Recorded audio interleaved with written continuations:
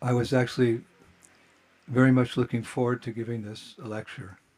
Я очень ждал того момента, когда мне удастся рассказать эту историю. We did a lot of research. We spoke last year about Shibari Muni, but I found a lot of new details which I hope that you will Э, enjoy and relish.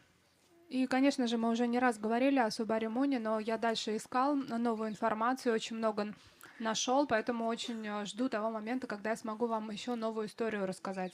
Of course, Srila Prabhupada elaborates on Shibari Muni in his, I believe, Krishna book. И, конечно же, Шрила Прабхупада в «Источнике вечного наслаждения» рассказывает о Субари Муни.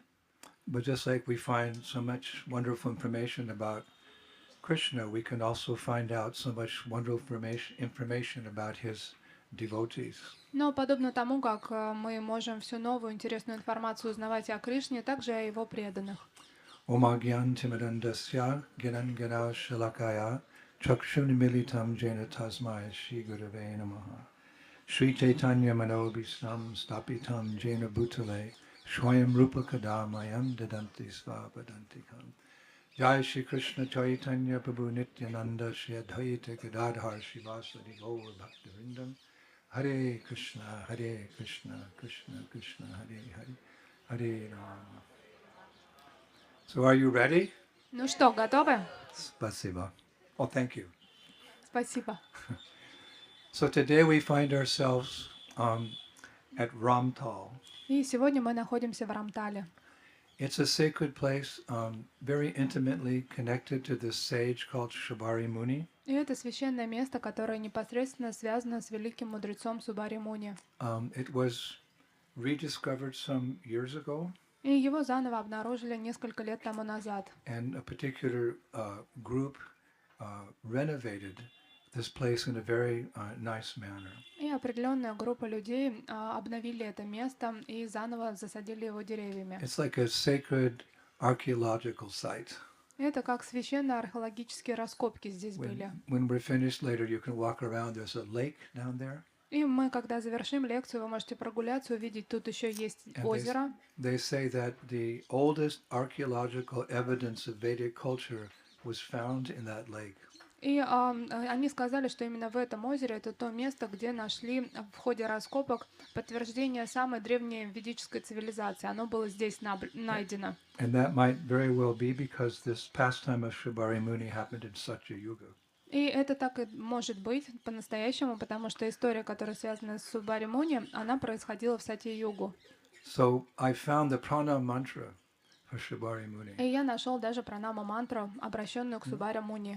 All the gurus, the sacred places, they have their prana mantras, which elaborates on their essential qualities or contributions to spiritual culture. И все гуру, все великие учителя, у них у всех есть пранама-мантра, в котором кратко описывается эта личность, а также их вклад в, например, ведическое знание, в ведическую культуру. So here's the prana mantra of Shibari Muni. И здесь мы сейчас услышим пранама-мантру Субари Shibari Муни. Muni Shardula Sarve Sam Sharana Prada Shri Braja Shara Neha Me Kripaya Pari Puryatam. O Shubhari, O tiger amongst sages, O shelter giver of all living entities, by your mercy, please completely fulfill my desire to attain shelter of Braja Dham. О Субари, о тигр среди всех мудрецов. Couldn't get better than that. Прекрасная пранама. Ты тот, кто дает прибежище всем живым существам. По его милости, пожалуйста, разреши мне, чтобы все мои желания были удовлетворены, и я обрел прибежище у Шри Враджадхамы. Now, Shibari Muni, he actually lived in the Satya Yuga, and his father's name was Kanva Muni, K-A-N-V-A, Kanva Muni. И Субари Муни на самом деле жил в Сати-Югу, а папу его звали Канва Муни. And Kanva Muni himself was the son of the sage Ghora, G-H-O-R-A, Ghora. А Канва Муни, его отец, он был сыном Гора. And Ghora was the grandson of Lord Brahma. А Гора, он был никем иным, как внуком Господа Брамы. Now, this is another history lesson. We're going way back in time. Вот такой исторический контент, мы далеко на века продвигаемся. Now, let me explain that most of us are aware of Vritasura from the eighth canto of Srimad Bhagavatam. И наверняка многие из вас слышали о Вритасуре из 8-й песни Шримад Бхагаватам. Without going into too much detail here, at one point this quote-unquote demon, Vritasura, was giving a lot of trouble to various sages throughout the universe. И не будем вдаваться в какие-то детали, но скажем о том, что Вритасура в определенный момент доставлял огромное количество беспокойств мудрецам и святым, которые проживали неподалеку. It was a problem. И это была большая проблема. So as a result, Indra and other demigods, they approached a very powerful sage. His name was Dadichi, to help. И тогда Индра и другие полубоги, они обратились за помощью к известному на тот момент святому, его звали Дадичи. You know, we go to the sages for help. They can give us spiritual instruction. They can give some practical advice how to solve the problems of life. И мы часто идем к святым за каким-то советом, они дают нам какие-то духовные рекомендации, а также практические. So Indra and the demigods, they approached Dadichi and they said, this Vritasura is causing so many problems to all the sadhus. What do we do? И они пришли к Дадичи и сказали, что же нам делать, Вритасура доставляет так много беспокойств.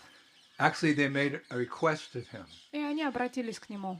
a very unusual request, Это была такая необычная просьба. which they felt could solve the problem. Но они думали, что именно таким образом и стоит решить эту проблему. Those of you who read a lot, read Prabhupada's books, Bhagavatam, you'll know they asked him for his bones. И наверняка вы знаете, кто читает книги Шрила Прабхупада, о чем они его попросили. Они попросили его кости. What if somebody asks you for your bones? И вот представьте, если кто-то к вам приходит и говорит, не могли бы дать свою кость?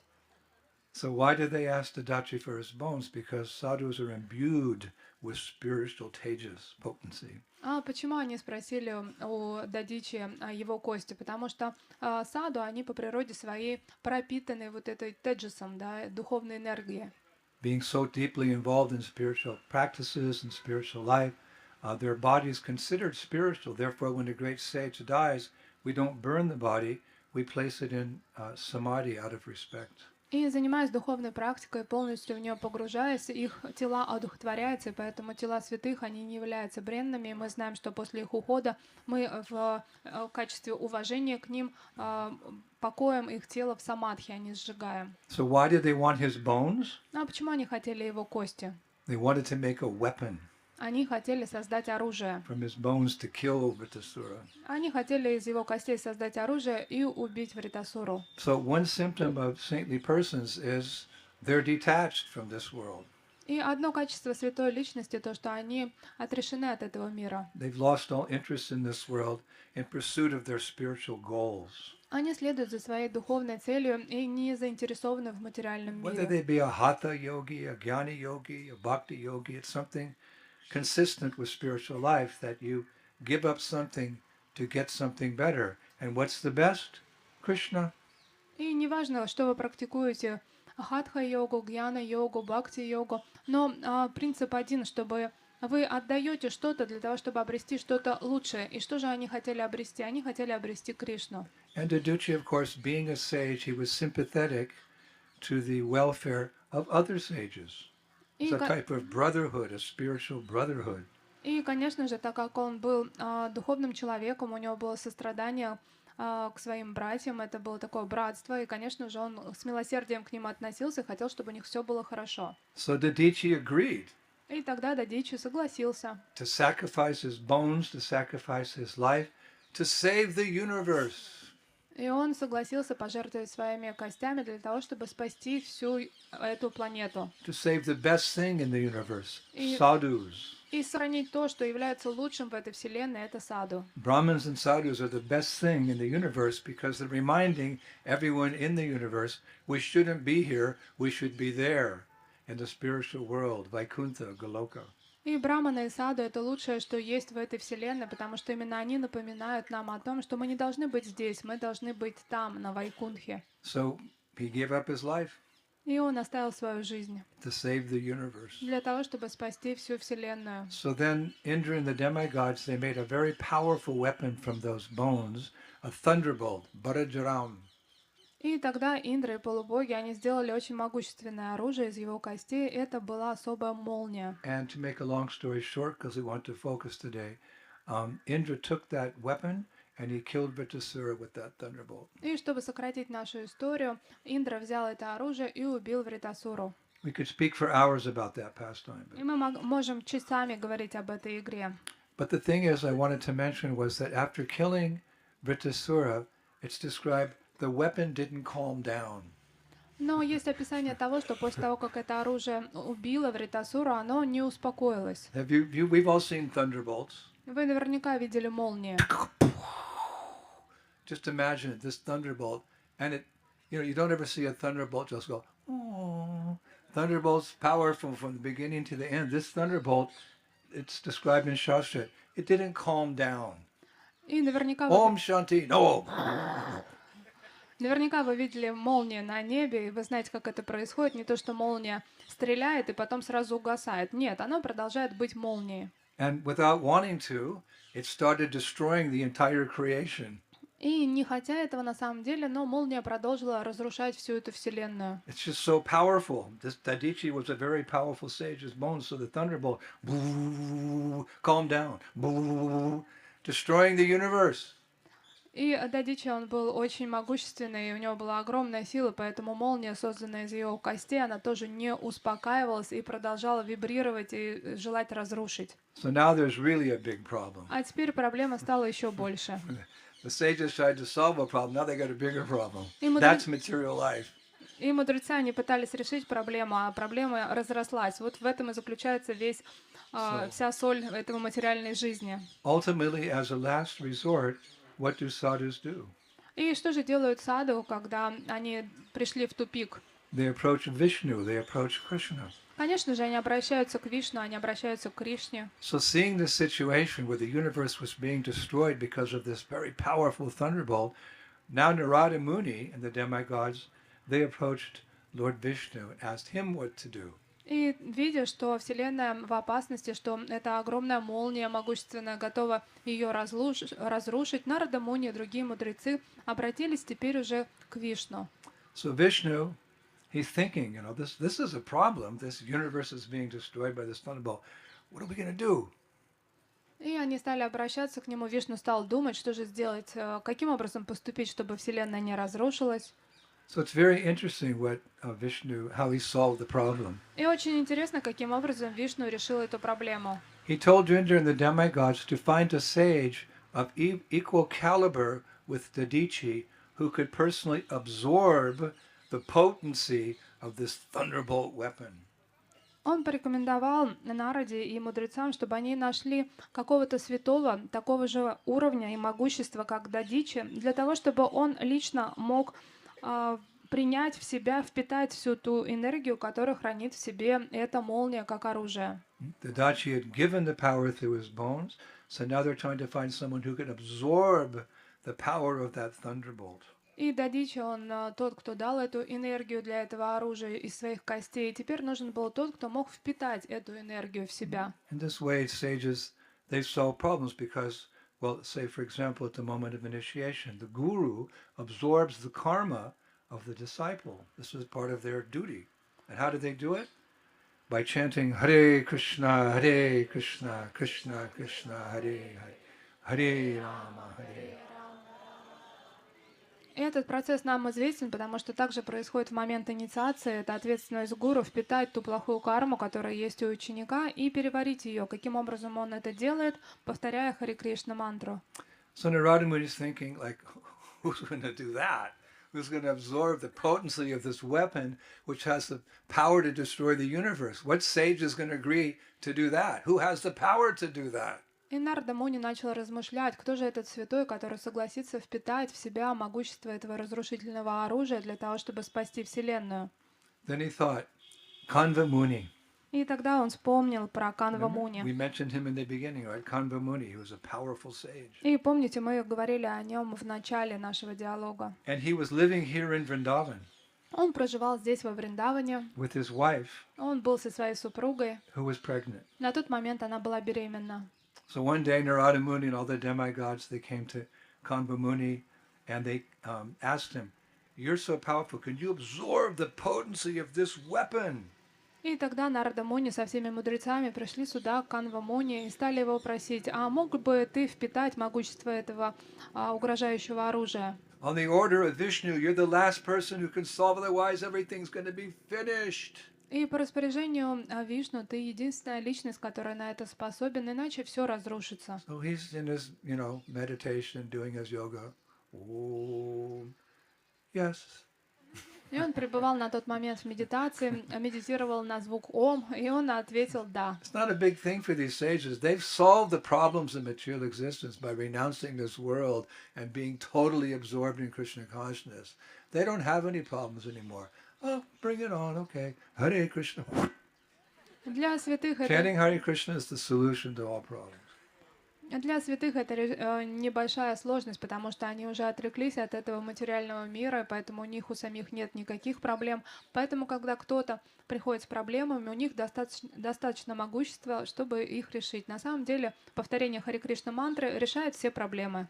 How is chanting Hare Krishna the solution to all problems? А как так получается, что повторение Хари Кришна Маха мантры это решение для всех проблем? That's a pretty bold statement. Это очень смелое заявление. All problems solved. Hare Krishna, Krishna Krishna, Hare Hare, Hare Rama. How? А каким образом, повторяя, мы решаем все вопросы? Because when you perfect the chanting through many, many years of focused chanting from the heart, you become totally Krishna conscious. You go back to Godhead, and even in the Bhagavad Gita, one of the 700 verses of Bhagavad Gita, Krishna says, having once gone there, you never return. И, All problems solved. и, Maha mantra. и каким образом это происходит? Когда вы повторяете на протяжении многих лет Махамантру, вы делаете это искренне от всего сердца, концентрируетесь, и тогда вы обретаете совершенство и возвращаетесь назад домой к Богу. И как Кришна говорит даже в Бхагавад-гите, о том, что вернувшись назад домой к Богу, вы уже обратно не возвращаетесь. So Kanva Muni, he's there in his yoga, doing his yoga asana. All right, bring it on.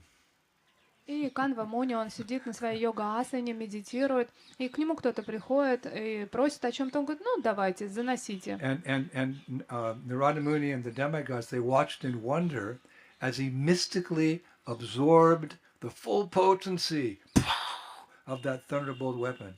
No problem.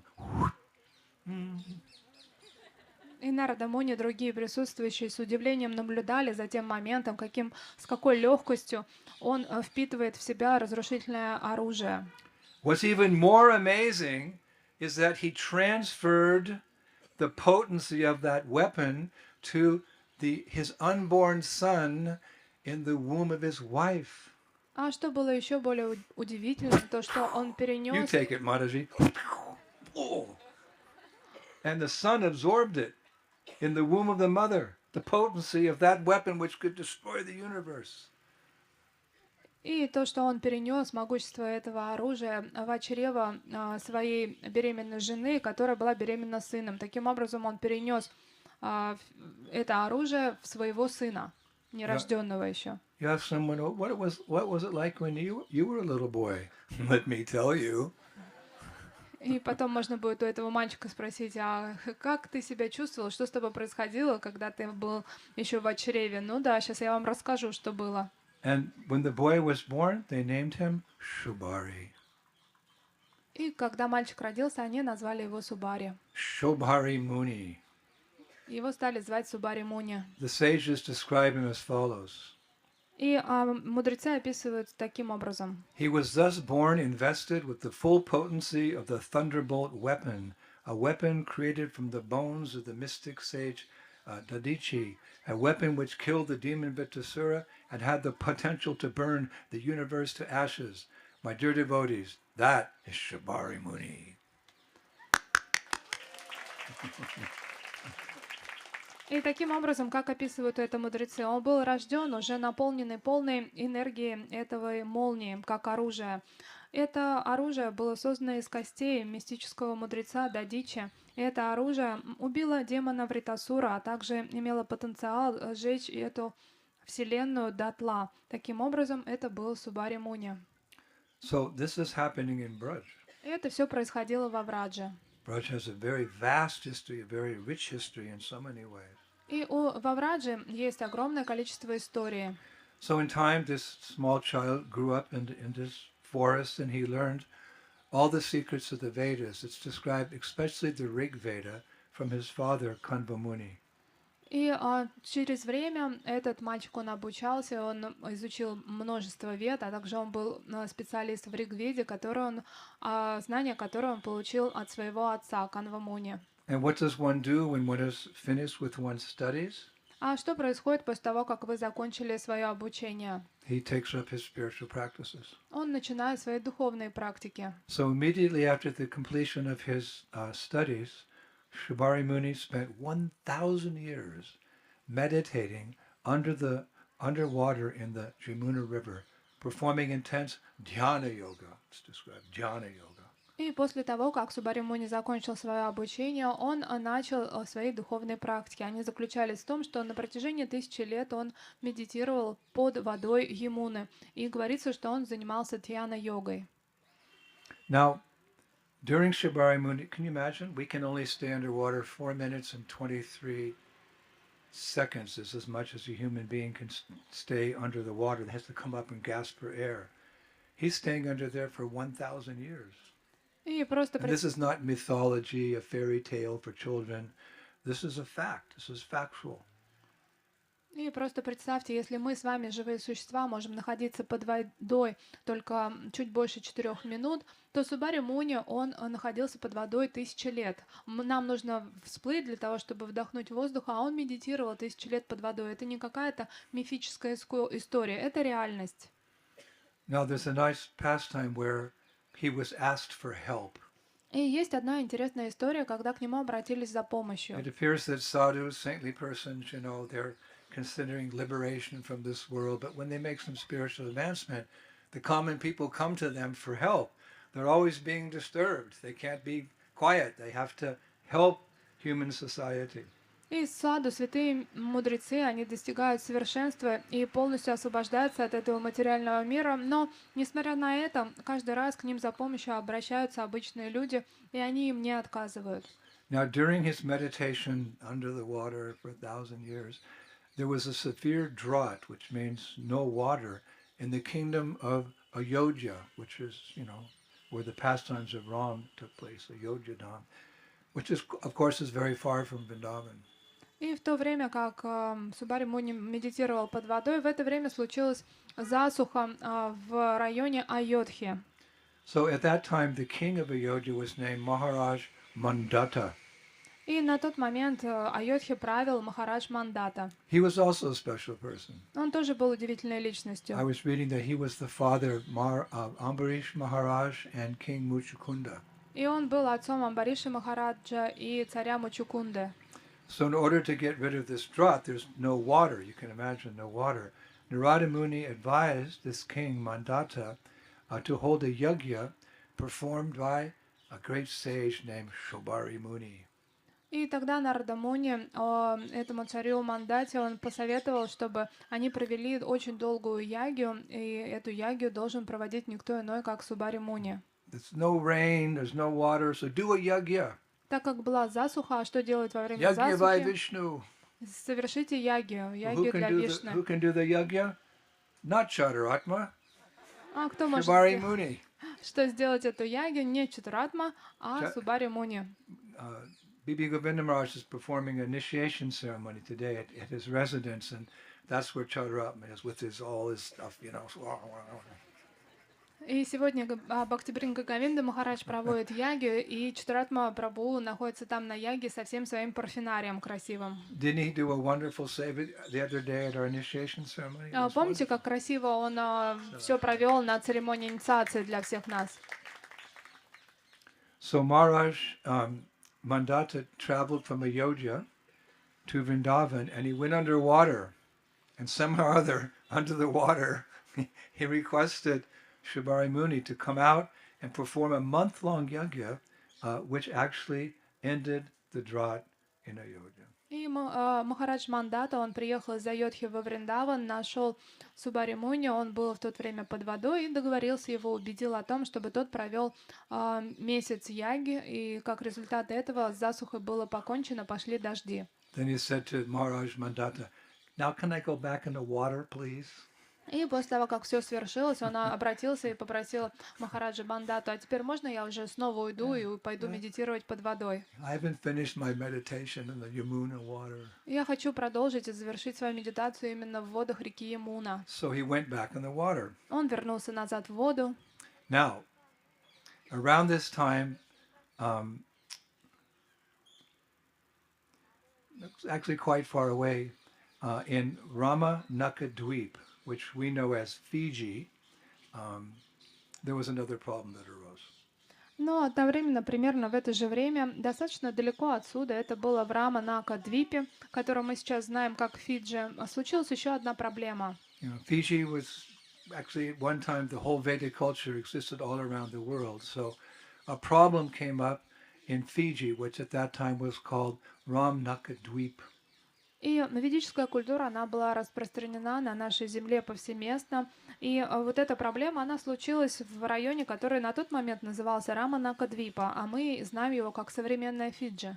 The problem was, it's not really a problem because, well, eagles are allowed to eat snakes. Anyway, Lord Vishnu's giant eagle, Garuda, whom he often rides on, was coming to that place, that island, and eating the snakes there. Lots of snakes in Fiji. И на самом деле это была не такая прям проблема, потому что это так естественно. Орлы всегда едят змей, но так или иначе.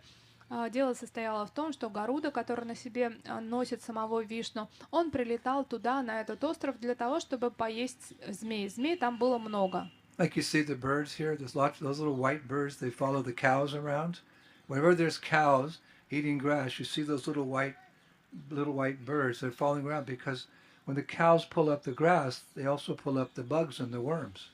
So the birds come, they follow behind the cow, and they eat the little worms and bugs that come up from the grass. So that's okay. Who's going to complain? И знаете, подобно тому, как большое количество птиц, или вы наверняка видели белых птиц, которые ходят за коровами по пастбищам. Почему они это делают? Потому что коровы, когда они едят траву, они немного ее приподнимают. Таким образом, все червяки и какие-то мошки, они поднимаются наружу, и это является кормом для птиц. Вот такое мирное существование. Кто же будет против этого выступать? So gigantic eagles coming eating all the snakes. And the leader of the snakes got really upset. You're eating so many of us. And what was his name? Kaliya. The Kaliya serpent. He was the leader of the snakes.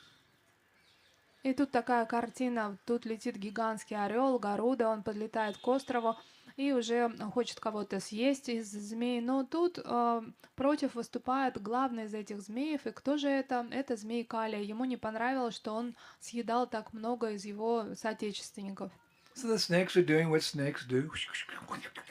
Whatever they do. All of a sudden, oh no! Garuda's coming! He's going to eat us! И представьте, просто змеи живут, делают свои дела, и тут они видят, что на них летит огромный мощный Гаруда, и они плачут и говорят, что, о боже, что же делать, он сейчас нас съест. So the leader of the snakes, Kaliya, there'd always be these big fights between Garuda and Kaliya. И тогда на помощь приходит огромная змея Калия, и там случались могущественные сражения между Гарудой и Калией. This information, this Leela is there for anyone who'd like to read Garga Samhita. И вся эта история описана в Гарга Самхите, если хотите, почитайте ее. Actually, I was reading, because all these things are like Leelas or pastimes. In one of their fights produced two very beautiful living entities. И я все это читал, мне очень понравилась история, когда во время одного из сражений, благодаря сражению, возникли два интересных существа. Taksha paksha cha patita bhumadye devo virej atu ekana bharhino bhuvam nilakanta twita yata. At that time, two birds were created and born from Garuda's wings, namely the beautiful peacock and the illustrious magpie. That's how they made their appearance in this world. И в тот момент были созданы две прекрасные птицы из крыльев Горуды. А одну из них это прекрасный павлин, а другая это сияющая сорока. Isn't that interesting?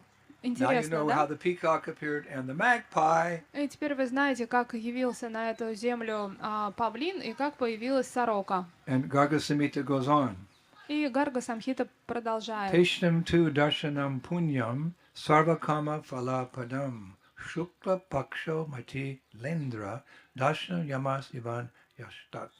O Lord of Matila, the adoration, could say the worship, of both these birds on the 10th day of the bright fortnight of Ashvin is considered to be auspicious and fulfills all desires of the performer.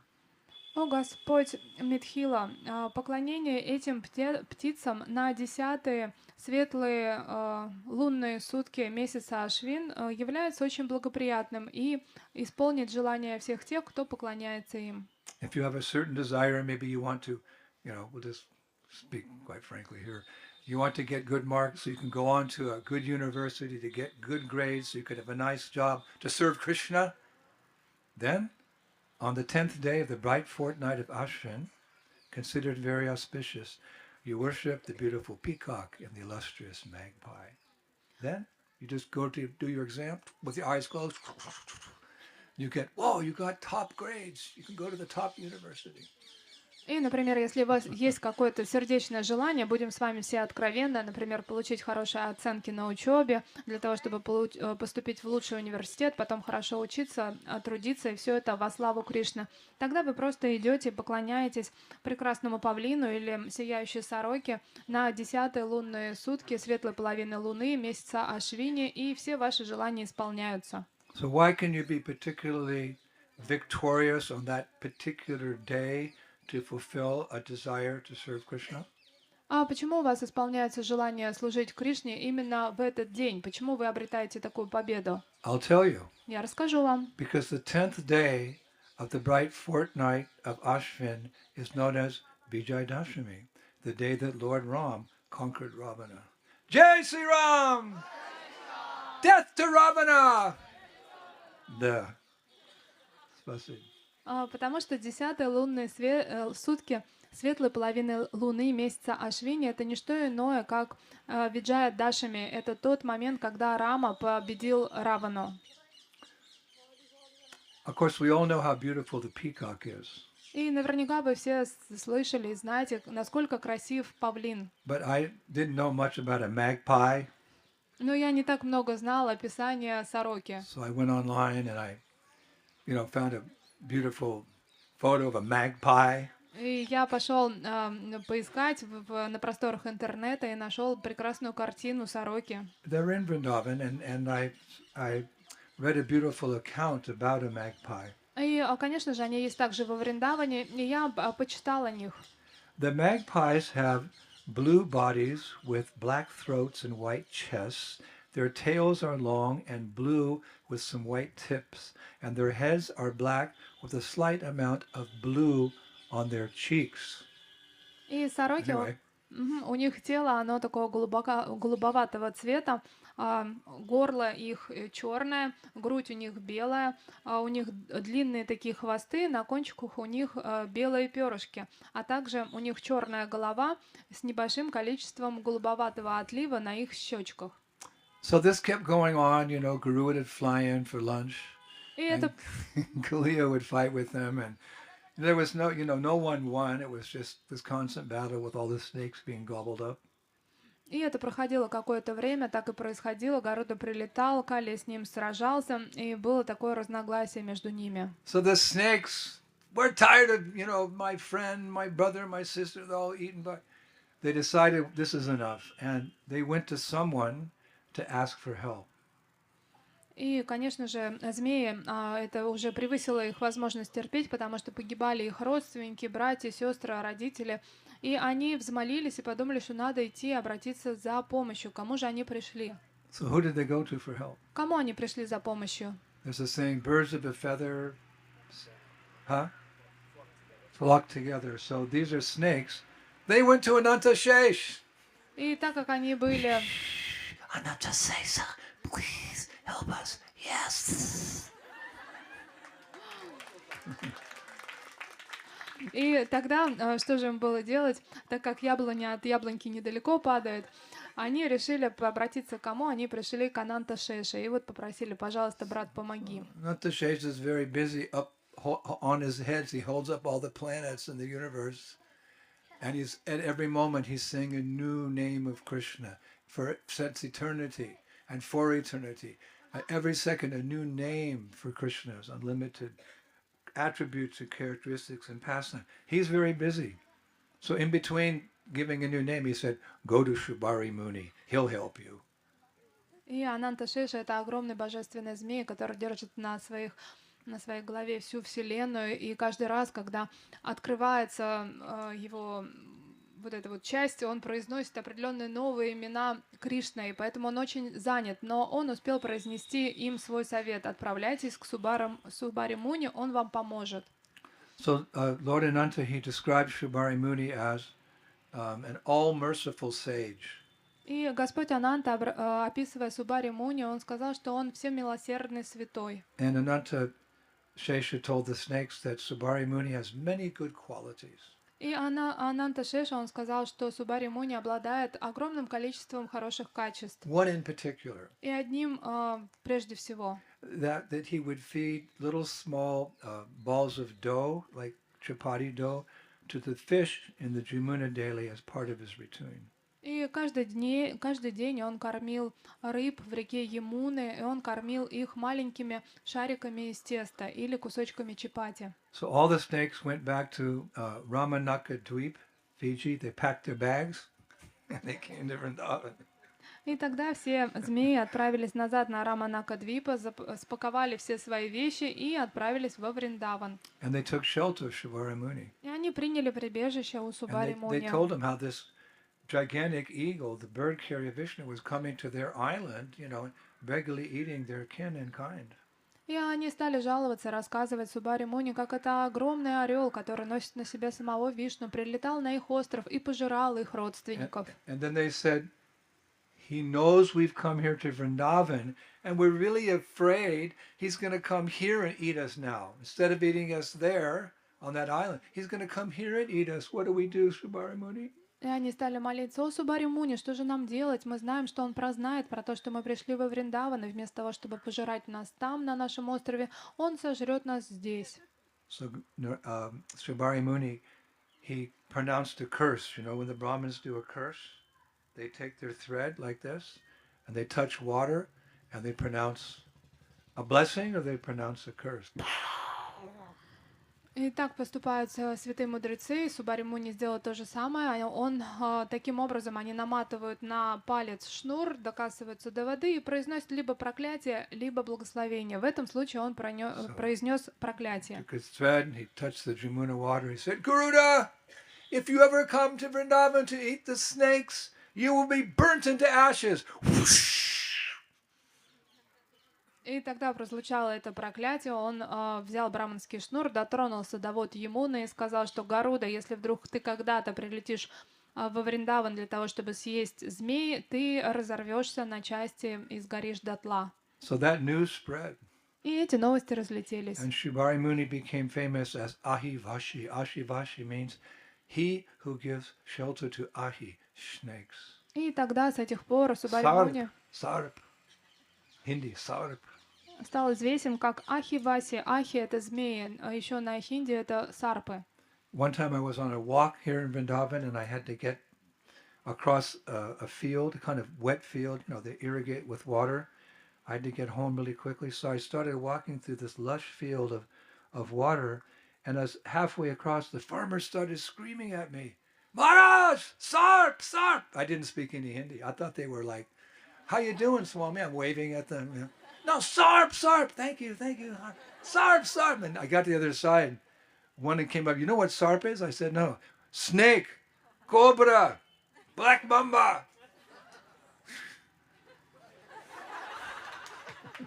Я тут гулял неподалеку, решила сократить, мне нужно было срочно попасть домой, и пошел через рисовые эти поля. А вы знаете, как они сильно поливаются.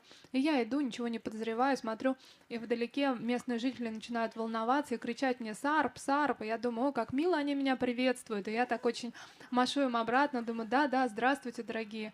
И когда я дошел до другой части, меня кто-то спросил, а ты знаешь, что такое сарп? А сарп — это змеи. И тогда я понял, насколько хорошо, что я быстро шел. So Ahivasi, he became famous as he who gives shelter to snakes. И Субари Муни, он известен как Ахиваси, это тот, кто дает прибежище всем змеям. And the area where Subari Muni stayed, you know, under the Jamuna River there, it became known as Ahivasa, the place that shelters snakes.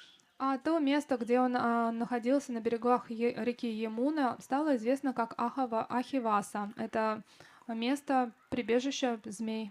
Now, as we know, there's a slightly different version of this pastime that states that Shibari Muni had once cursed Garuda for coming to Vrindavan to eat fish in the Jamuna River. И наверняка вы слышали еще одну историю, она немного другая. Там говорится о том, что Субари Муни проклял Гаруду за то, что тот прилетал есть рыбу во Вриндаване. So in that version, Shibari Muni curses Garuda as follows. А в той версии Субари Муни проклинает Гаруду другим образом. Minam adyat anan atra yadyasti twam balad virat tadhaiva prana narashashte bunyan me shaptash varam. O king of birds, if from today you eat fish here, you will die at once. That is my curse. This is a highly animated class. О царь всех птиц, если с этого момента ты прилетишь сюда и съешь рыбу, тогда ты сразу же умрешь. Это мое проклятие. So now we're going to go a little deeper. А сейчас мы чуть-чуть углубимся в изучение этой темы. Behind all these leelas there's various instructions and advice given to us. На самом деле в каждой этой истории есть совет и наставление. By doing one thing, Krishna or his associates can accomplish many things. Потому что Кришна или его преданные, когда они что-то делают, они одновременно достигают нескольких результатов. So in one sense, it's very nice that this personality, Shibari Muni, was giving protection to the snakes or the fish, whichever version you take. С одной стороны, это очень хорошо, что Субари Муни проявлял свое милосердие по отношению к змеям, либо к рыбе, в зависимости от того, какую историю вы возьмете. But also there's a warning given. Но также здесь есть и предостережение. In either version, the acharyas say that Shibari Muni was actually guilty of Vaishnava aparat. Потому что Субари Муни на самом деле он был виновен в Вайшнава-апарадхе. What is Vaishnava aparat? Hatimata.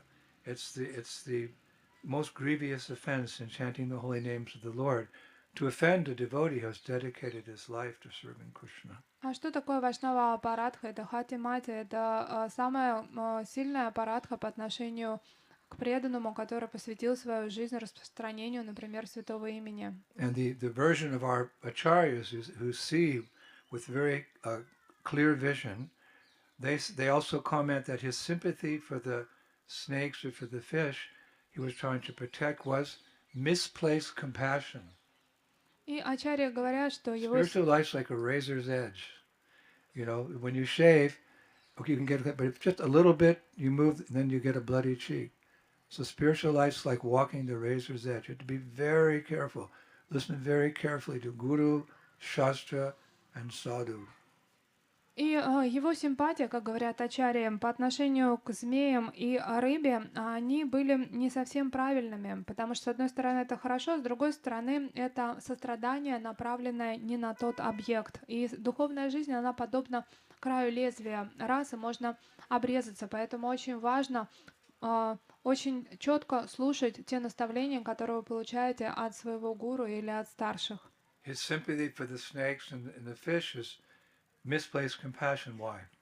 И почему его симпатия по отношению к змеям и к рыбам является состраданием, направленным на не тот объект? It's okay to be kind, it's okay to be compassionate, but not at the expense of offending a great devotee of the Lord. И, конечно же, это хорошо быть сострадательным, хорошо быть, симпатизировать кому-то, но это нельзя делать в тот момент, когда вам из-за этого приходится оскорблять великого преданного Господа. Again, Garuda is an eagle, and snakes and fish, that's what eagles eat. И в конце концов Гаруда — это орел, и, например, рыбы и змеи — это то, чем он питается. So cursing him for that is misplaced. He should have found another solution. И проклинать его за это неправильно. Ему необходимо было найти какое-либо другое решение. Bear in mind, he's not just offending a Vaishnava. Of course, every Vaishnava is wonderful, but Garuda is in a special category. И, конечно же, помните о том, что он оскорбил не просто Вайшнава Гаруда, он относится к определенному квалификации, уровню Вайшнава. We honor all Vaishnavas. Конечно же,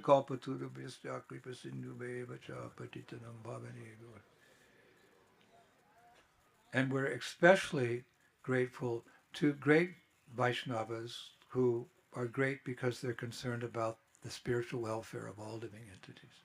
И, конечно же, мы с уважением относимся ко всем вайшнавам, но мы выделяем тех великих вайшнавов, которые со состраданием относятся и действуют на благо всех живых существ. How great is Garuda? И насколько велик сам Гаруда? Well, for that we find the answer in Shastras. Perfect questions, perfect answers. Any question you have can be answered properly through our Shastras. И на этот ответ мы можем, на этот вопрос мы можем найти ответ в шастрах, потому что идеальные вопросы дают идеальные ответы, и они все есть в шастрах. Shastranan, we should all be well versed in the scriptures. И мы должны хорошо знать все стихи из духовных писаний. So what does Bhagavatam say about Garuda? И что же Бхагаватам говорит о Гаруде? 6th canto, chapter 8, verse 29. И это находится в 6-й песне, стих 8:29. Garudo Bhagavan Stotra Shtobas Chandamaya Prabhu. The word Prabhu is there. Rak Sat Vashesha Krich Rebhyo Vishvak Snehasva Namabi. Lord Garuda is the carrier of Lord Vishnu. Господь Гаруда является тем, кто носит на себе Господа Вишну. He is the most worshipable Lord. А ему необходимо поклоняться. For he is Lord Garuda is the carrier of Lord Vishnu, is the most worshipable Lord, for he is as powerful as the Supreme Lord himself. Он также могуществен, как сама Верховная Личность Господа. He is the personified Vedas.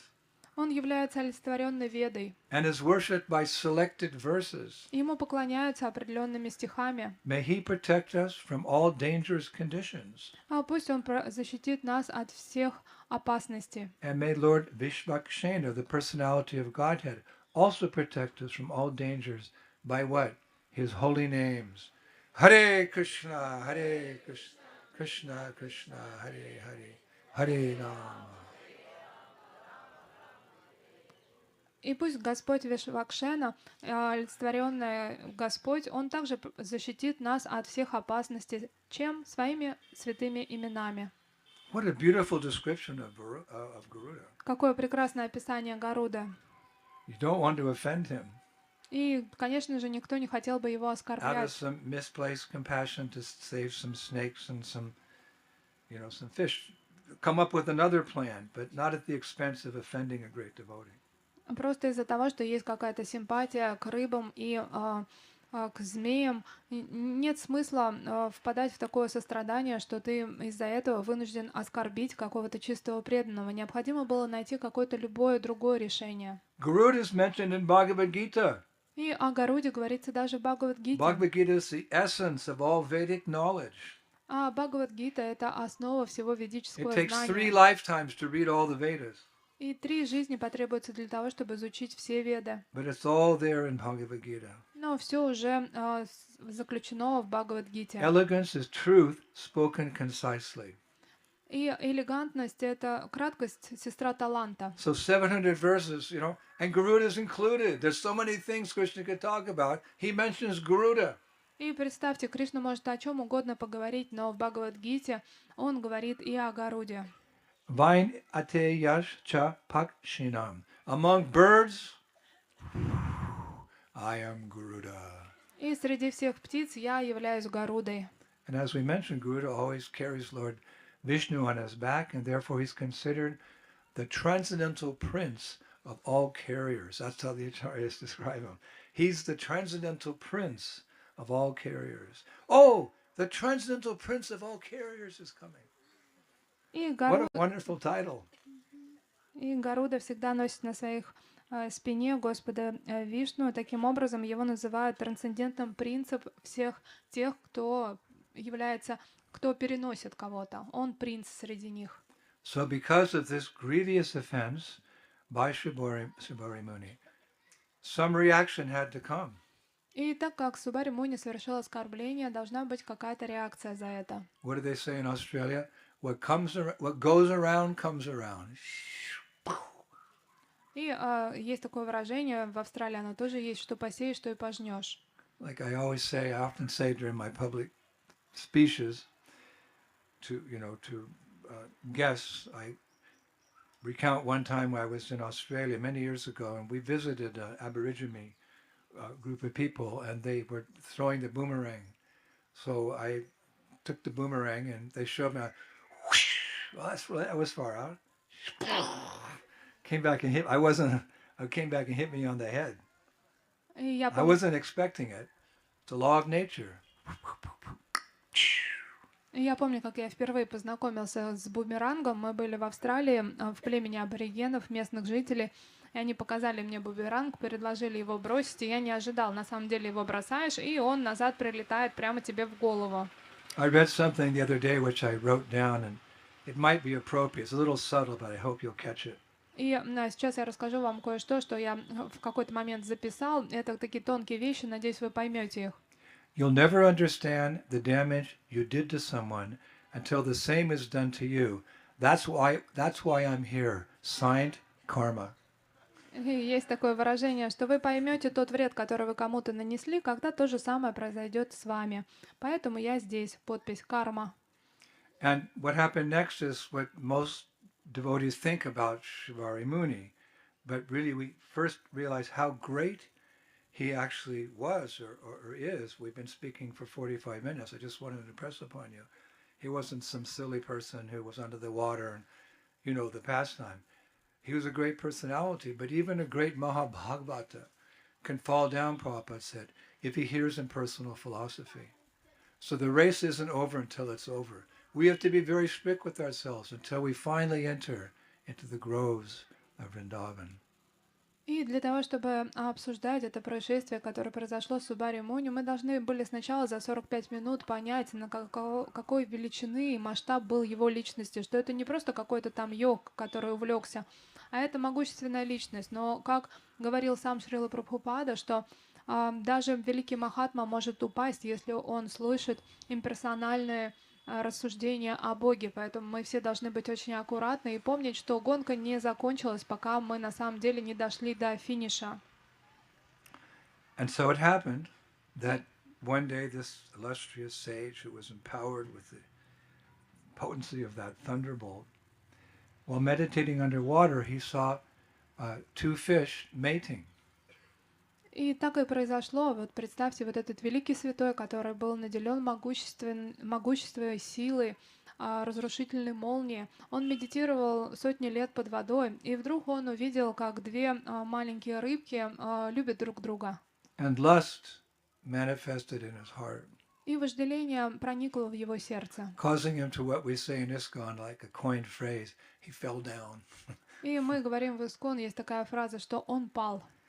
It's actually described at that point, that very point, Shibari Muni just got out of the water and with a very strong desire to get married. И есть описание, что в этот момент Субари Муни решил выйти из воды и для того, чтобы удовлетворить то желание, которое возникло. Он хотел жениться. And how did he go about that? И что же он сделал с этим? He'd been under the water about 900 years or something. И представьте, на тот момент он был под водой, сколько, например, допустим, 900 лет. Now sometimes you take a bath and you fall asleep and you wake up and your skin's all wrinkled. И знаете, вы иногда How am I going to go to the temple like this? Ванну принимаете, заснули в ванной, отключились, проснулись, смотрите, у вас рука вся распаренная, кожа такая сморщенная, и вы думаете, ой, как я теперь на люди в храм покажусь. So you can imagine what he looked like after 900 years underwater. А представьте, как он выглядел после того, как 900 лет провел под водой. But it's interesting, it's described by dint of his mystic powers. By dint of his mystic powers, he transformed his old, wrinkly body into that of a handsome youth. Но очень интересно, благодаря могуществу своих ситх или своих совершенств духовных, он превратил свое тело из дряхлого старика в красивого юношу. Where's Sadhu Vrindavan? Is he here? Где саду? Sadhu, come here. Just do what you're told. Now imagine Sadhu Vrindavan as, Sabari Muni, take your head off. Underwater for 900 years, old, wrinkly, and then by his mystic powers, here he is, Sabari Muni, handsome boy. И представьте вот на ваш олицетворенный Субари Муни перед вами, да, до этого он был дряхлым стариком, и раз превратился в юного, лучезарного юношу. To you personally, try to understand you're not this body. Ну иди теперь и пойми после этого, что ты не есть это тело. So by his mystic powers, this old man, wrinkled, handsome young man. И своими мистическими совершенствами он сделал так, что из старика он превратился в юношу. So then he went to see Mandata Maharaj, who by this time, before he was a king, now Mandata Maharaj, he's emperor of the world. И после этого он отправился увидеться с Мандата Махараджем. Если до этого он был царем Айодхи, теперь он стал императором мира. And remember, Sabari Muni had done a yagya to help stop the drought.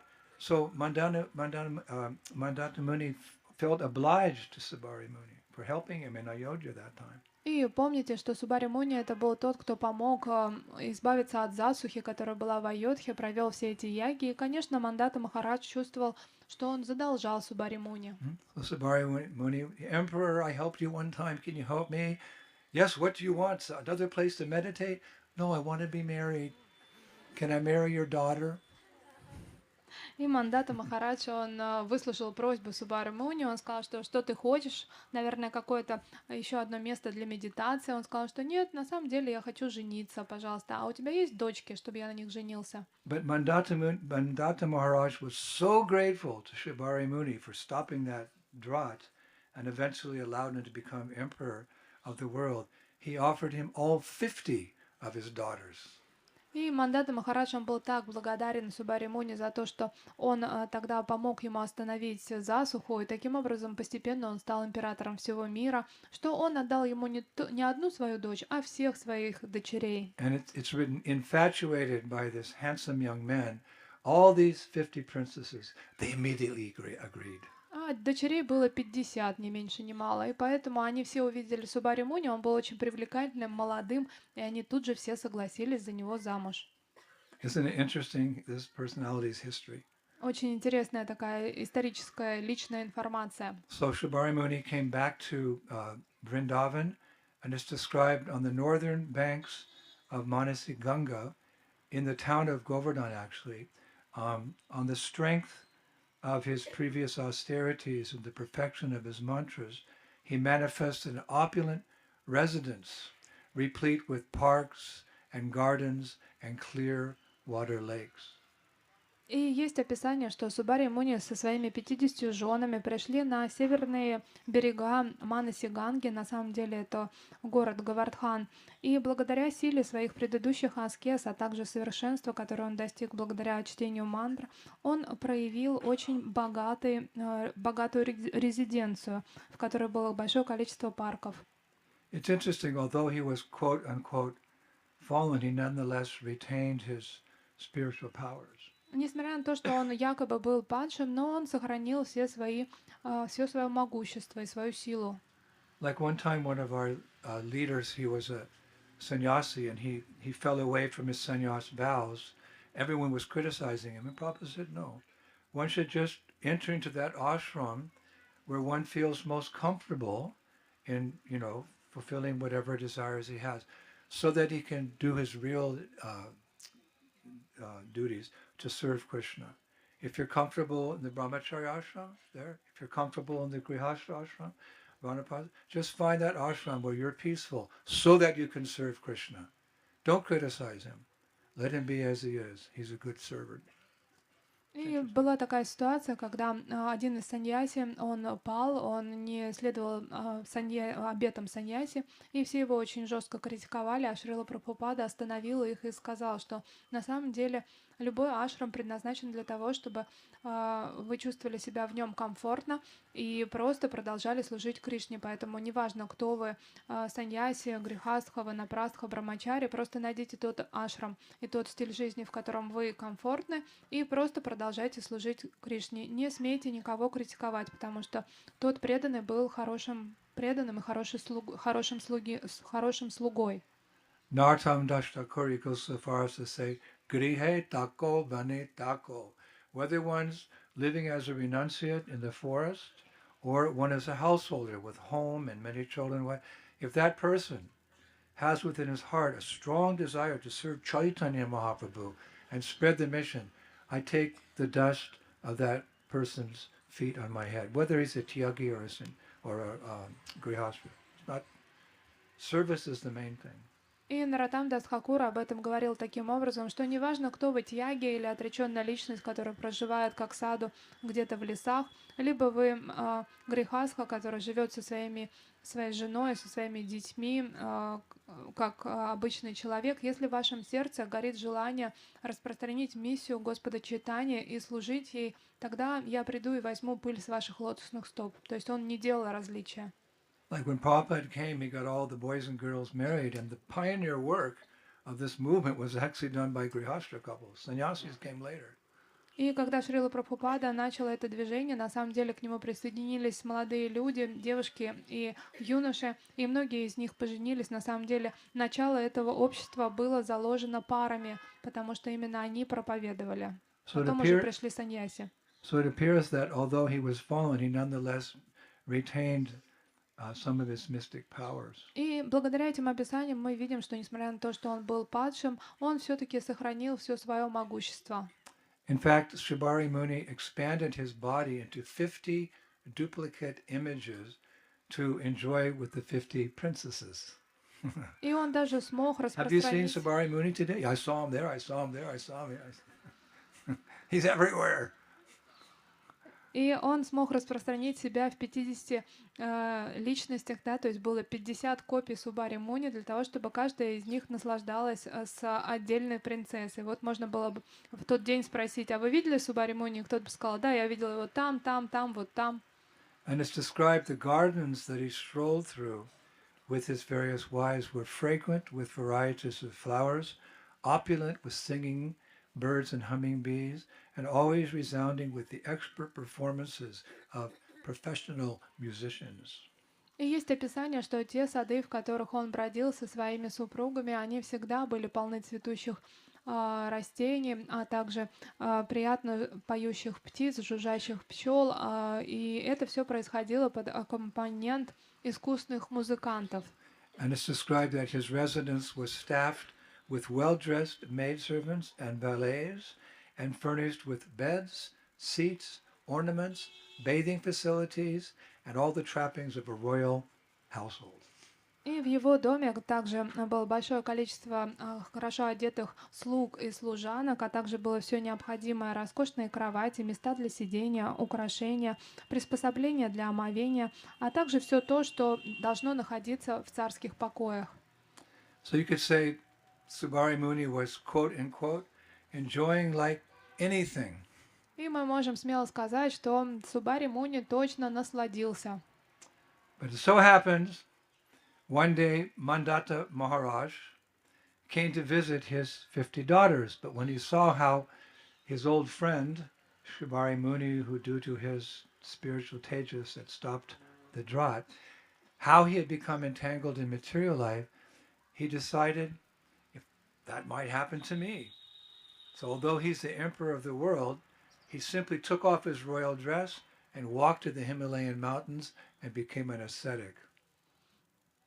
Но прошло время, и так случилось, что мандата царь решил посетить своих 50 дочерей, посмотреть, как они живут. Он пришел в гости к Субари Муни, увидел вот это всю роскошь, и он понял, насколько Субари Муни погрузился в материальную жизнь. И в этот момент в его сердце возникло желание все оставить, несмотря на то, что он был императором на тот момент. Он переоделся в одежды саду и отправился на север в Гималаи.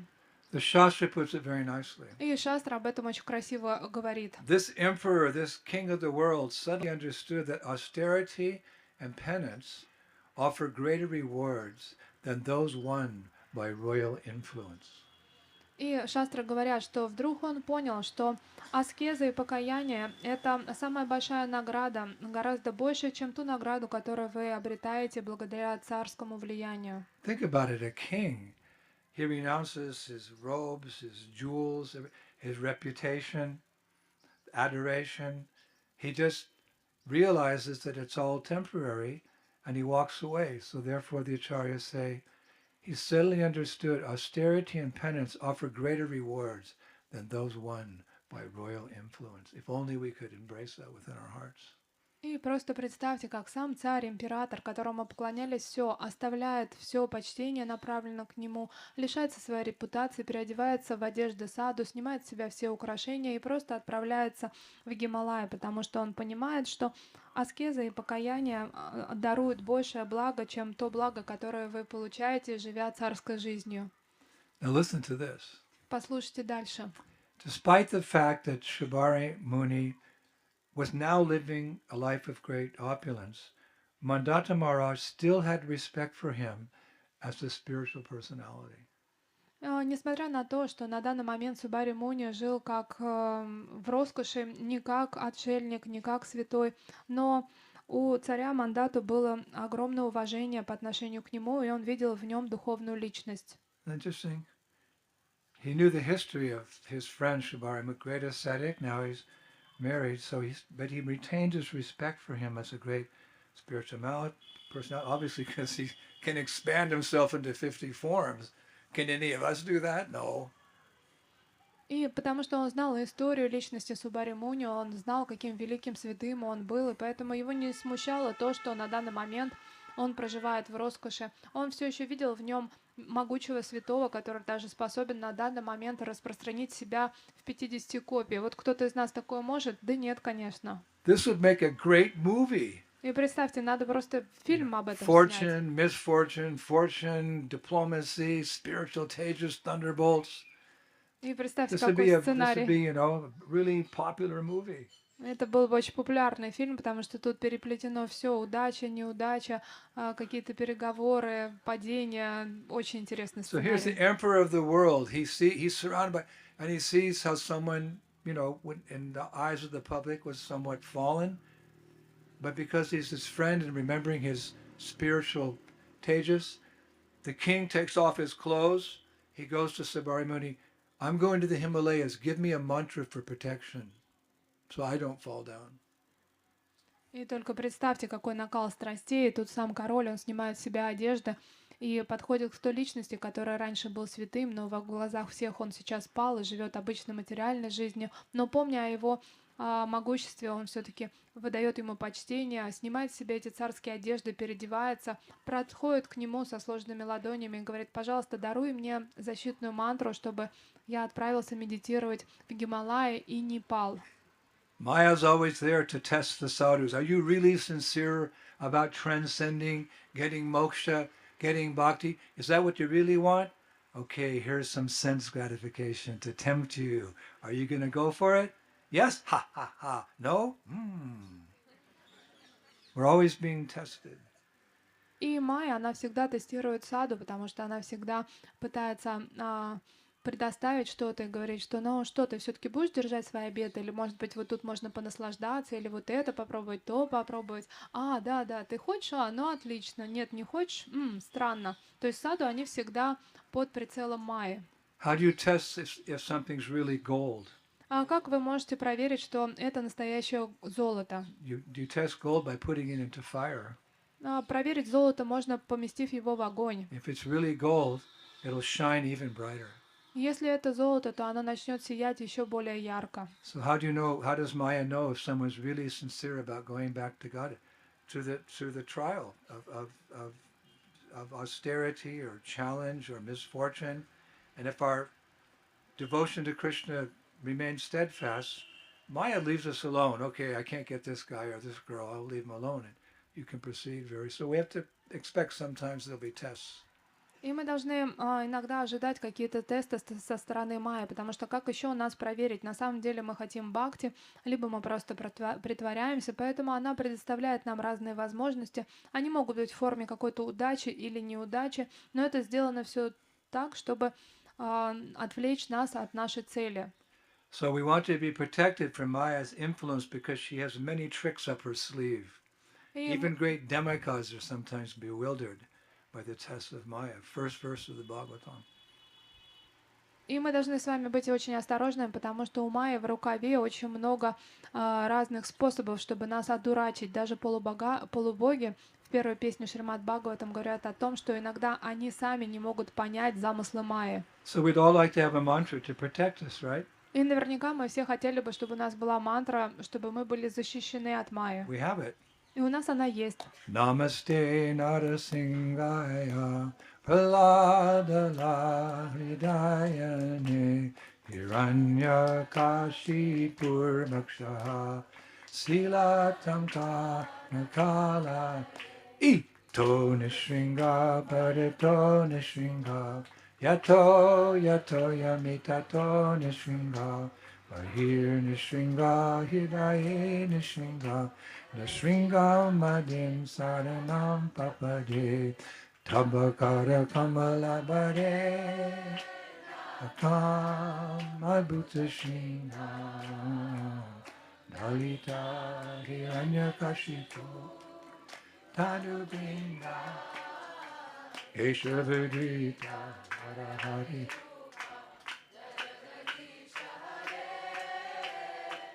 Jai Jagadish Hare Bolo Jai Jagadish Jai Nrsingadev Nrsingadev Nrsingadev Jaya Nrsingadev Jayo Nrsingadev Nrsingadev Nrsingadev Jaya Nrsingadev Jaya Nrsingadev Nrsingadev Nrsingadev Bhagavan Nrsingadev Ki Jai.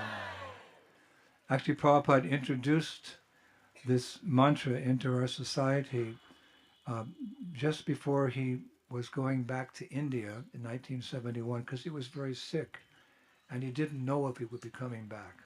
И Шрила Прабхупада познакомил нас с этой мантрой в 1971 году. В тот момент он был очень болен, он возвращался в Индию и не знал, сможет ли он вернуться обратно.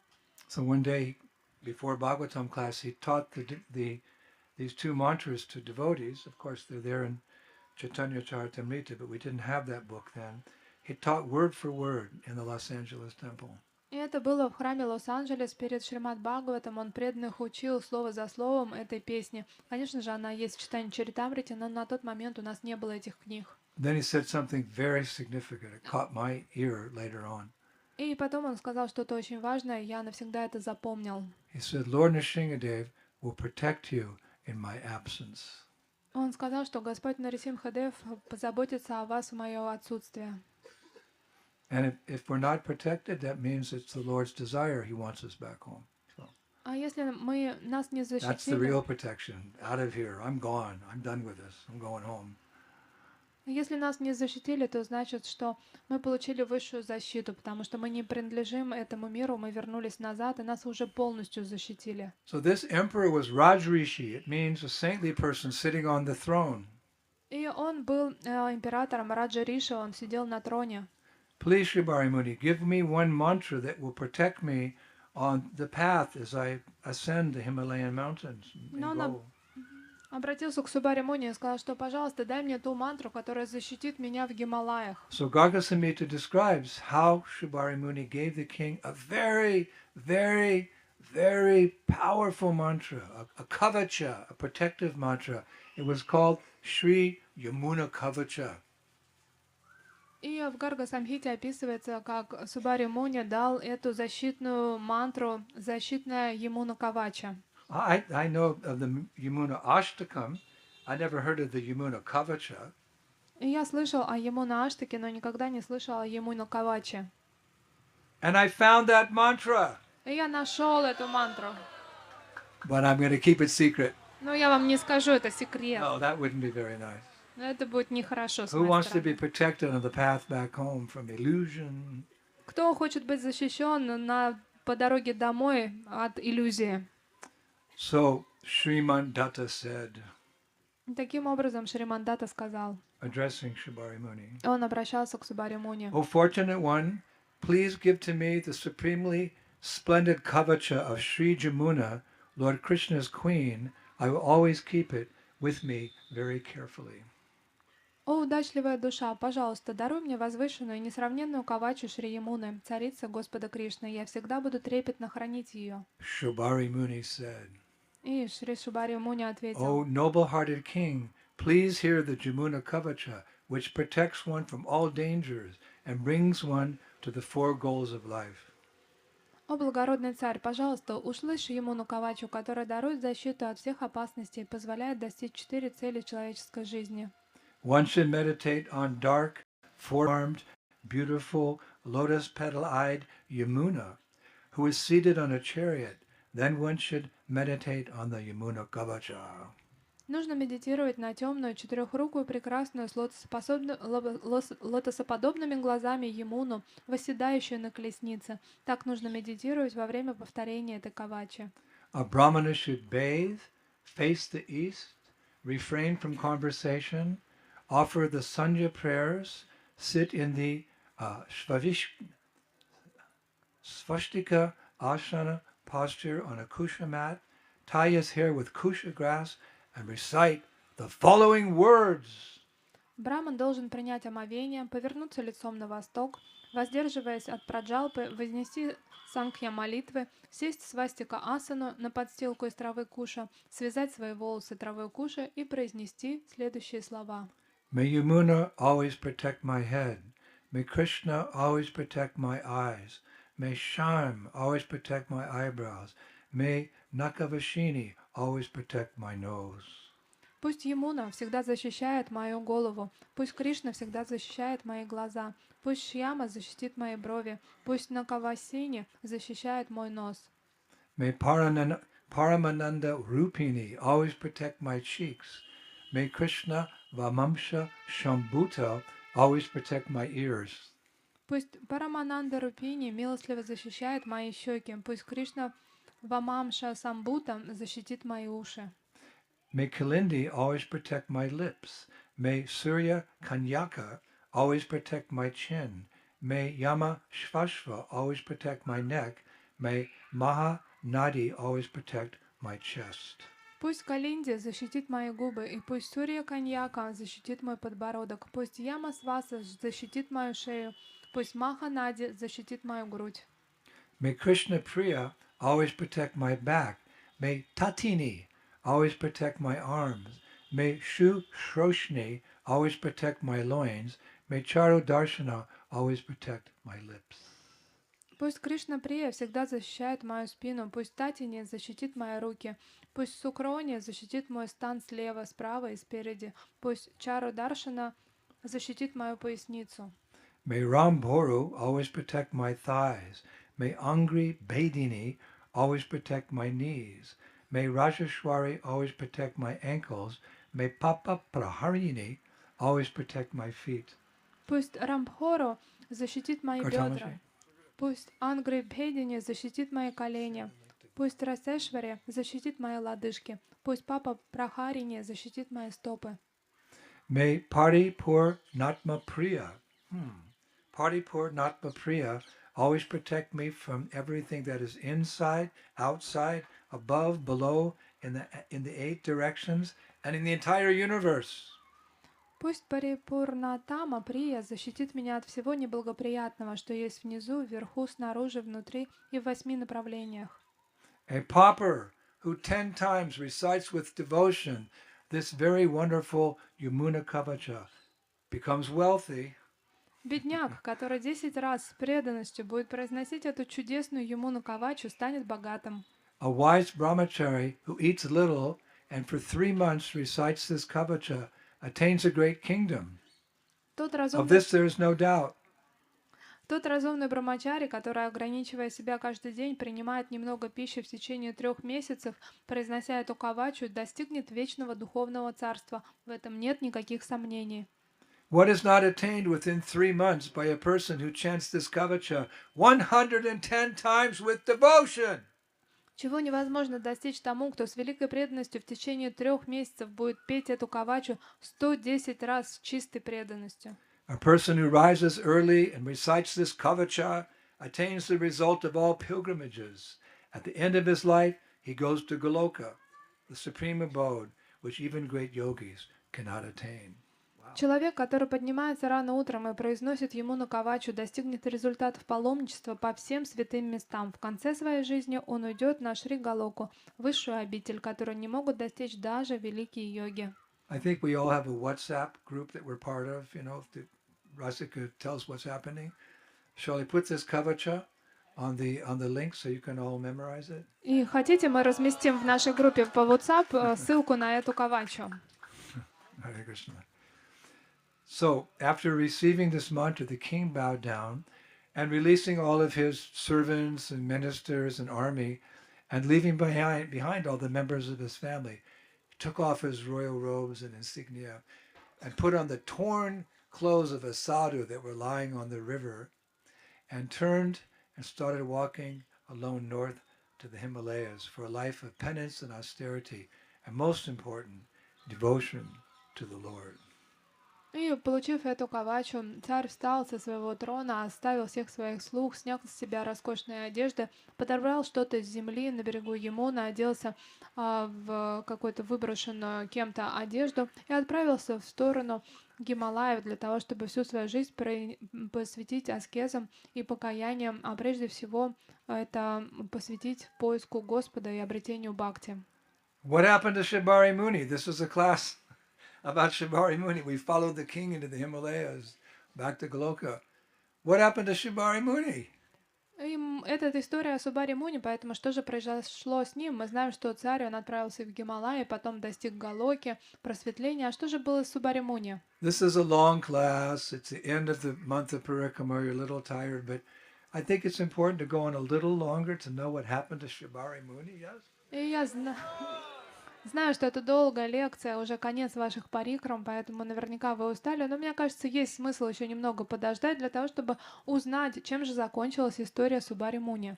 Well, he continued to enjoy Ну, а что касается Субари Муни, он продолжил наслаждаться. all the heavenly pleasures around him.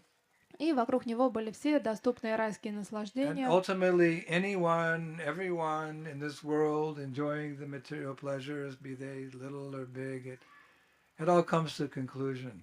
И чем бы мы ни наслаждались в этом материальном мире, все когда-то заканчивается.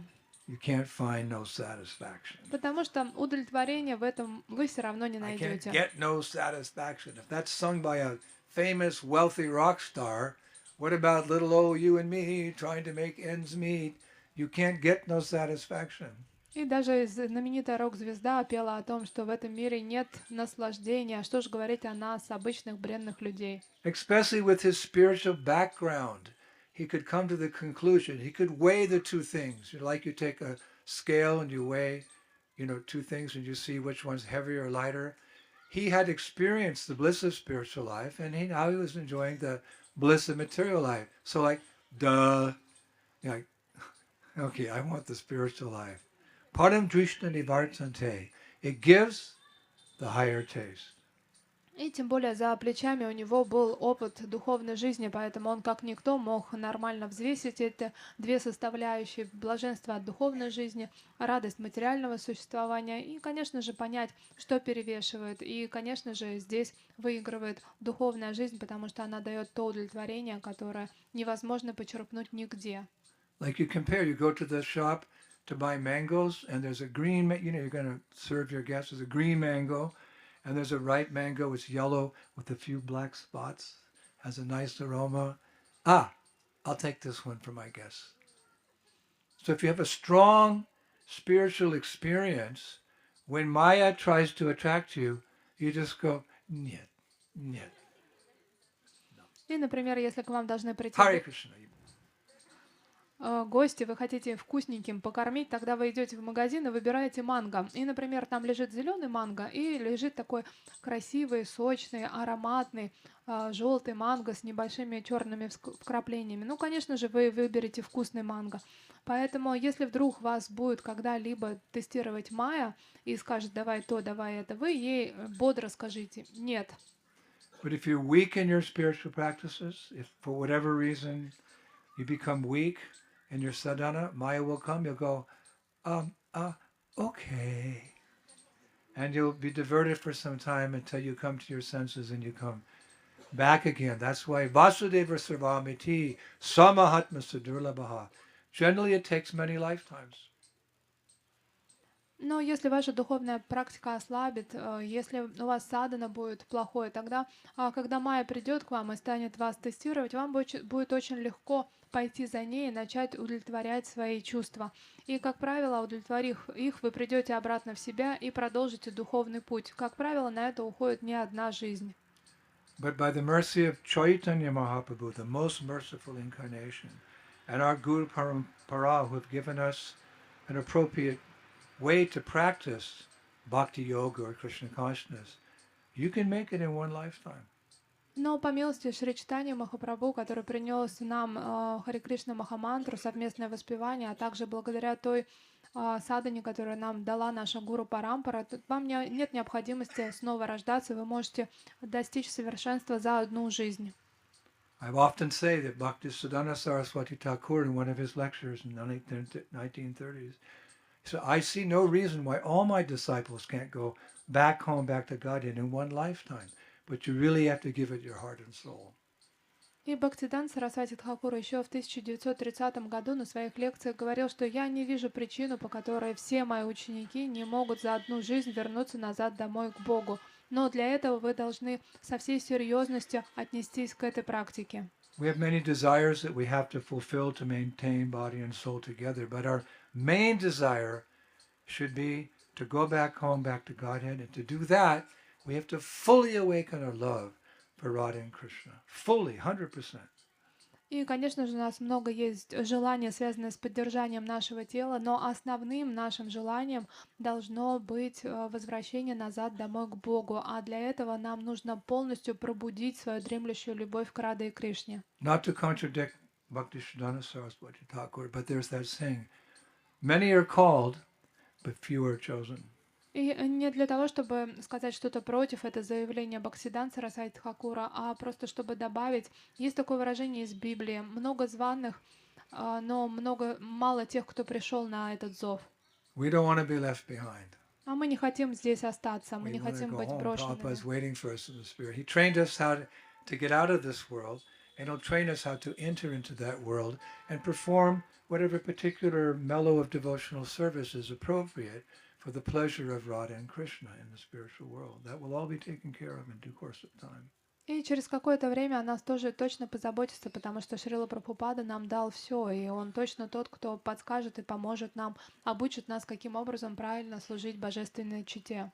So in due course of time, Shibari Muni, he became dissatisfied with his material pleasures, and he desired to awaken his love for the Lord, so he renounced his family life and he came here, where you are right now. И через какое-то время Субари Муни, он удовлетворил все свои чувства, полностью разочаровался в этом, вспомнил о духовных практиках, и для того, чтобы завершить свой путь, он пришел сюда, где мы с вами находимся. You know, the natural way of life, Varnashram Dharma, that, you know, your brahmachari, grihastra, vanapast, and sannyas, it's a natural way. Gradually renouncing, but always keeping the goal in mind. И постепенное отречение, путь, которым мы все проходим, он естественный. Мы начинаем с брамачари, потом грихасха, ванапрасха, саньяса. И это естественный ход вещей. But, you know, whatever, making gradual progress. This is the natural way of human life. So he kind of went through that, Shibari Muni. It's a good example for us. Это естественный процесс отречения, и на самом деле Субари Муни именно ему исследовал. You know, um, it's actually described how he attained that state. How from his 50 wives and all that opulence. It's described how he came to that point of actually going back to Godhead. Prabhupada has said he went back to Godhead, and his 50 wives went with him. И есть описание, Шрила Прабхупад пишет об этом, что он вернулся назад домой к Богу, Teamwork, teamwork. и 50 его супруг тоже последовали за ним. Вот такая хорошая командная работа. Shastra states as follows. It's very nice. И в шастрах говорится следующее. How did he become pure? How did he give up and embrace Krishna's lotus feet? И каким образом он от всего все оставил и принял прибежище у лотосных стоп Кришны. Remember, he's in Vrindavan. Помните, он находится во Вриндаване, Here, он здесь. on the banks of this lake, which is very near to Govardhan Hill, you could consider from an aerial point of view. И на самом деле это неподалеку от холма Гавардхан, если сверху смотреть на эту карту. Listen to this. И просто послушайте, что он This сказал. is the, every endeavor should end with, dun, da, da, da, da, da, da. This is the da. И любые действия должны закончиться на высокой ноте. Вот это будет наша сейчас высокая нота. I just love this description. Мне очень нравится это описание. The influence of Govardhan Hill, Krishna's eternal abode, gradually purified the heart of Shibari Muni. One day he found himself sitting alone, contemplating the cause and the results of his fall down. И в шастрах описывается влияние холма Гавардхан, а также тем, что он находился в вечной обители Кришны, постепенно очистило сердце Субари Муни. Однажды он обнаружил то, что сидит здесь один, размышляя о причинах и следствиях своего падения. Finally, the spirit of devotional detachment again arose within his heart. He then left his opulent household and, followed by his devoted wives, accepted the Vanaprastha order and returned to Sonaraka on the banks of the Jamuna River, where in time he and his wives, by his power, all attained ultimate perfection and went back home, back to Godhead. Shibari Muni ki, his 50 wives ki, Giriraj Govardhan ki, Shibraja Bhumi Shri Vrindavan Dham ki. И по итогу его дух преданного отречения снова возник в его сердце. Он оставил все свое богатство своего дома, а также за ним последовали все его жены. Он принял Ванапрастху и вернулся на Санаракху, на берега реки Ямуны, где в свое время он и его жены, по милости, которую они обрели благодаря своим саданам, они отправились назад домой к Богу. As a result of hearing all the knowledge that we've, Divya Gyan, this transcendental knowledge which we've shared with you today, in particular in relationship to the history of Shibara Muni, the following things should be meditated upon. И мы сегодня услышали очень много историй, и для того, чтобы подытожить, мы можем перечислить следующие вещи, на которые нам стоит медитировать. This is what you should take from the lecture today. Это то, что вам нужно вынести из сегодняшней лекции. With our Kali Yuga brains, we can't remember everything. И наши калиюжные мозги не дают нам способность запомнить все. It's hard to. I met a boy the other day who had a what they call photographic memory. И я недавно встретил мальчика, у которого фотографическая память. He's 11 years old, but he could remember things like years and years ago, although he's so young. И ему 11 лет, но он может запоминать вещи, как это было раньше, просто моментально. His name was Sundar. Его зовут Сундара. But most of us don't have that ability. So what should we take from this talk today? What's the essence of what we should remember? Но не у всех у нас есть такие способности, поэтому я подвожу итог, и что же мы должны запомнить из сегодняшней лекции. There's actually three things. И на самом деле это три основные вещи. Number one, Первое. the trap of misplaced compassion, the acharyas say. Что ловушкой может стать неправильно направленное сострадание. Number two, the consequences of Vaishnav aparat. И сложности, связанные с Вайшнава-апарадхой. And the power of Sri Vrindavan Dham to purify us and help us attain the lotus feet of Radha and Krishna. А также могущество Шри Вриндаван Дхам, которое очищает нас и помогает нам обрести лотосные стопы Рады и Кришны. We heard before, due to the influence of Govardhan Hill, Krishna's eternal abode, gradually the influence of Giriraj purified his heart, and he decided to give up and attain perfection along with his wives. И мы с вами до этого слышали о том, что благодаря влиянию холма Гавардхана, а также то, что он проживал в обители Кришны, это все очистило его сердце, он решил все оставить и заняться духовной практикой снова. So the trap of misplaced compassion, the consequences of Vaishnava aparat, and the power of Sri Vrindavan Dham to not only Cheto Dharpana Marjana, purify us, but awaken that pristine Amala Bhakti, which is the ticket back home, back to Godhead. И таким образом ловушка от того, что мы неправильно направляем свое сострадание, а также сложности или последствия Вайшнава Апарадхи и мощь, могущество Шри Вриндаван Дхама. Это три основные темы сегодняшней лекции. I mean, of these three things, in my heart, mainly I'm meditating on the power of Vrindavan Dham. Из всего этого я в своем сердце медитирую именно на могущество и милость Шри Вриндаван Дхам. And therefore, based on that, I would like to finish with the following verse from Vrindavan Mahimamrita, chapter Dashanam Shatakam by Prabodhananda Saraswati. One of my favorite verses. И исходя из этого, я хотела бы завершить сегодняшнюю лекцию цитатой из Шри Вриндаван Махимамриты. Это 10-я шатака. Написал ее Шрила Прабодхананда Сарасвати. Она одна из моих любимых.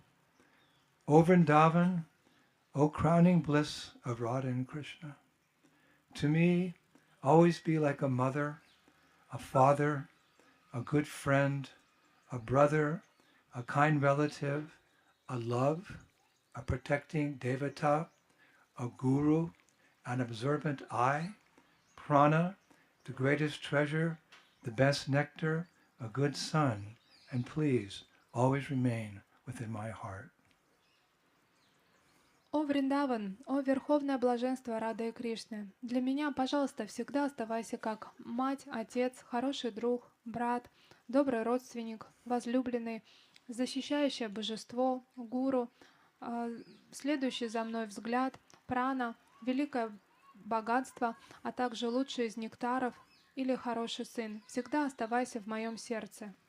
The great saints, Subhari Muni ki, Shri Vrindavan Dham ki, holy names of Krishna ki, back home, back to Godhead ki, Srila Prabhupada ki, Gauranitai ki, Shri Bhadubhumi Shri Vrindavan Dham ki, Jai Jai Sri Radhe,